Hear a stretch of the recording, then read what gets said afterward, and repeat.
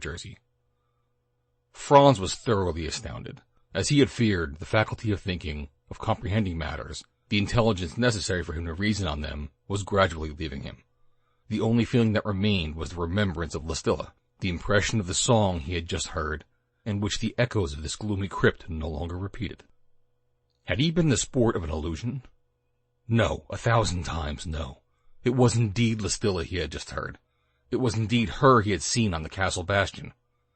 Then the thought returned to him, the thought that she was deprived of reason, and this horrible blow struck him as if he were about to go out of his mind a second time. Mad, he repeated. Yes, mad, for she did not recognize my voice. Mad, mad. And that seemed to be only too likely. Ah, if he could only rescue her from this place, take her to his castle of Krajoa, devote himself entirely to her, his care and love would soon restore her to sanity. So said Franz, a prey to a terrible delirium, and many hours went by before he was himself again. Then he tried to reason coolly, to collect himself amid the chaos of his thoughts. I must get away from here, he said. How? As soon as they reopen that door? Yes. During my sleep they come and renew this food. I will wait. I will pretend to sleep. A suspicion occurred to him. The water in the jug must contain some soporific substance. If he had been plunged in this heavy sleep, in this complete unconsciousness, the duration of which he did not know, it was because he had drunk the water. Well, he would drink no more of it. He would not even touch the food on the table. Someone would come soon, and then, what did he know of it? At this moment was the sun mounting toward the zenith, or sinking on the horizon? Was it day or night? Then Franz listened for the sound of footsteps at either door, but no sound reached him. He crept along the walls of the crypt, his head burning, his eyes glaring, his ears throbbing, his breath panting amid this heavy atmosphere, which was only just renewed through the chink around the doors. Suddenly, near the angle of one of the columns on the right, he felt a fresher breath than usual reach his lips. Was there an opening here through which air came in from the outside? Yes, there was a passage he had not noticed in the shade of the column. To glide between the walls, to make for an indistinct clearness which seemed to come from above, was what Franz did in an instant. There was a small court 5 or 6 yards across, with the walls 100 feet high. It seemed to be a well which served as an outer court for this subterranean cell, and gave it a little air and light. Franz could see it was still day. At the top of the well was a small angle of light which just shone on the upper margin. The sun had accomplished at least half its diurnal course, for this luminous angle was slowly decreasing. It must be about 5 o'clock in the afternoon. Consequently, Franz must have slept for at least 40 hours, and he had no doubt this must have been due to the soporific draught. As he and Rothko had left Wurst on the 11th of June, this must be the 13th, which was about to finish in a few hours. So humid was the air at the bottom of this court that Franz breathed it deeply and felt all the better for it. But if he had hoped that an escape was possible up this long stone tube, he was soon undeceived. To try and climb that smooth, lofty wall was impracticable. Franz returned to the interior of the crypt. As he could only get out through one of the doorways, he came to see what state they were in.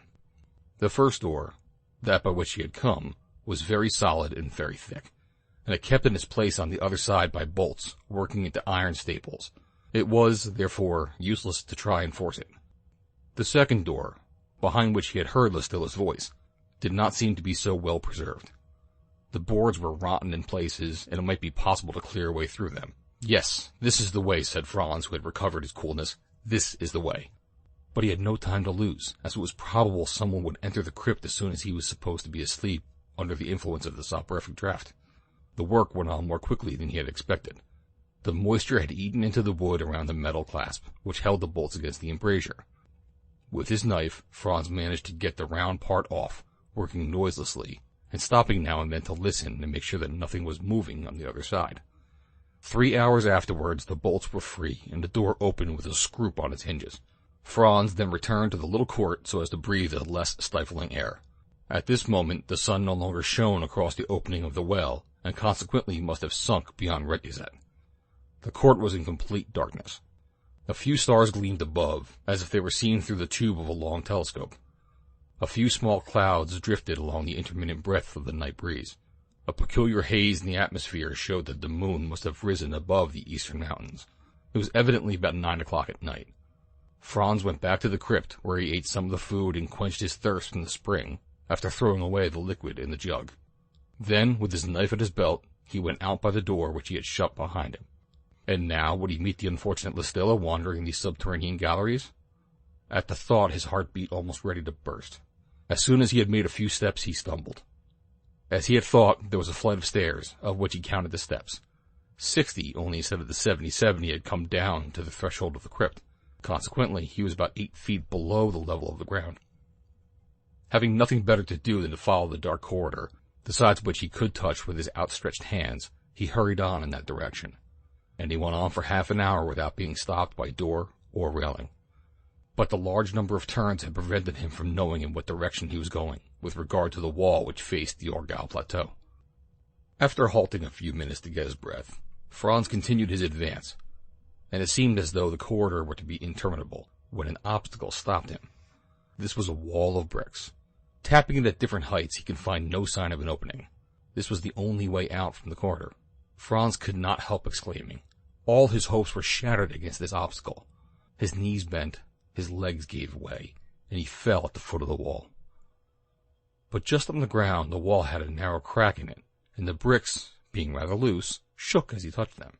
"This is the way," said Franz. "Yes, this is the way." And he began to pull out the bricks one by one, when there was a noise of something metallic on the other side. Franz stopped. The noise had not ceased. At the same time, a ray of light swept across the hole.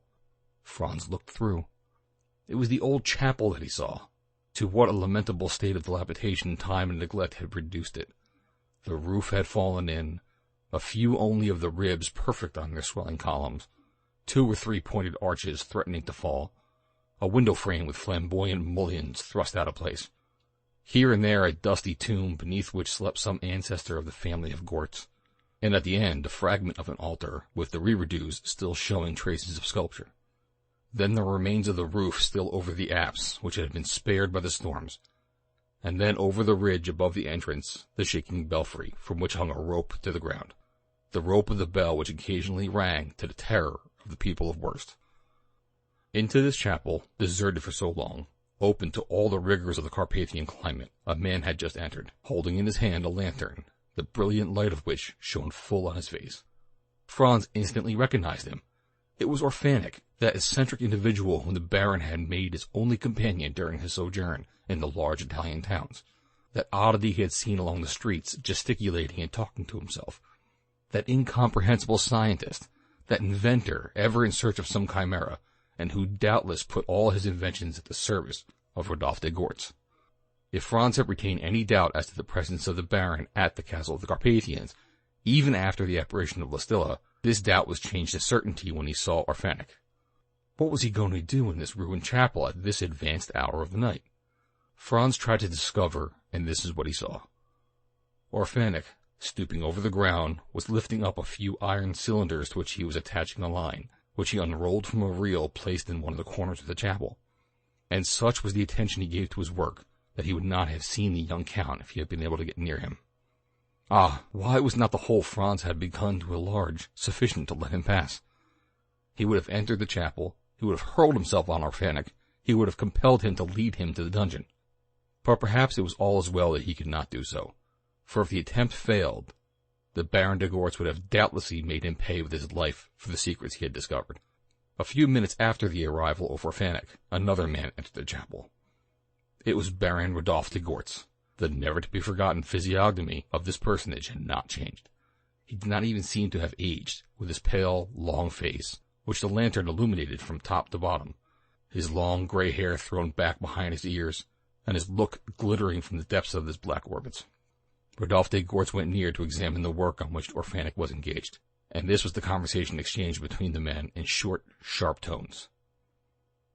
End of chapter 14.